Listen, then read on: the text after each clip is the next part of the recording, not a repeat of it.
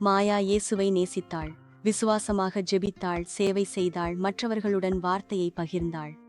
ஆனால் அவள் குடும்பத்தை சந்திக்கும்போது பயம் அவளது வாயை மூடிவிட்டது. ஒவ்வொரு கூடுகையும் கனமாகவே இருந்தது. ஒவ்வொரு உரையாடலும் அமைதி மற்றும் உண்மை ஆகியவற்றுக்கிடையிலான ஒரு போராக இருந்தது. நீங்கள் ஒருபோதும் இப்படிப்பட்ட உணர்வு கொண்டிருக்கிறீர்களா? குடும்ப உணவு மேசையில் அவளது தாய் சிரித்துக்கொண்டு பேசுகிறாள். அவள் கட்டாயமாக ஒரு புன்னகை இடுகிறாள், ஆனால் அமைதியாகவே இருக்கிறாள். ஒவ்வொரு சந்திப்பும் அழுத்தத்தை ஏற்படுத்தியது. இயேசுவை பற்றி பேசலாமா, இல்லையெனில் நிராகரிப்பை தவிர்க்க அமைதியாக இருக்கலாமா என்று அவள் குழம்பினாள். இரவு நேரத்தில் தன் படுக்கை அறையில் அவள் படுக்கையின் விளிம்பில் உட்கார்ந்திருக்கிறாள். பைபிள் அருகில் இருக்க உள்ளுக்குள் பிளவு ஏற்பட்டது போல தோன்றுகிறாள். மாயா மண்டியிட்டு ஜெபிக்கிறாள், பதிலை நாடி தேவனை நோக்கி பார்க்கிறாள். ஒரு நாட்கள் தொடர்ச்சி. அவள் குறிப்பேடு எழுதுகிறாள், ஜெபிக்கிறாள், தேவனை நாடி ஆவலுடன் எதிர்பார்க்கிறாள். அவள் விழிக்கிறாள். ஒரு மென்மையான ஒளி அவளை சுற்றி விரிகிறது. அவள் திடீரென கேட்கிறாள், நான் உனக்கு பாம்புகளையும் பஞ்சுகளையும் எதிரிகளின் எல்லா அதிகாரத்தையும் மிதிக்க அதிகாரம் கொடுத்துள்ளேன். எதுவும் உன்னை எந்த வகையிலும் பாதிக்காது என்று வேதாகமம் சொல்கிறது. இறுதியில் அவள் தேவனிடமிருந்து பதிலை பெற்றாள்.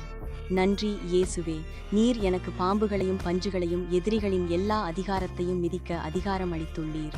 எதுவும் எனக்கும் என் குடும்பத்திற்கும் என் தாக்கம் உள்ள எல்லா இடத்திற்கும் எந்த வகையிலும் தீங்கு செய்யாது. தேவனுடைய வார்த்தை பிரகாசிக்கிறது. பயம் மறைந்து போகிறது. ஏனெனில் அவள் அந்த வார்த்தையை தினமும் மாதந்தோறும் அறிவிக்கத் தொடர்கிறாள். 6 மாதங்கள் கழித்து தன் தாயை சந்திக்கும்போது அவள் சுதந்திரமாக பேசுகிறாள், சிரிக்கிறாள் மற்றும் தன் தாயை கவனமாக கேட்கிறாள். அப்போது அவளது தாய் ஒரு நிமிடம் நின்று, ஏன் அவள் பைபிளை படிக்கத் தொடங்கினாள், ஏன் இயேசுவை நம்புகிறாள் என்று கேட்கிறாள்.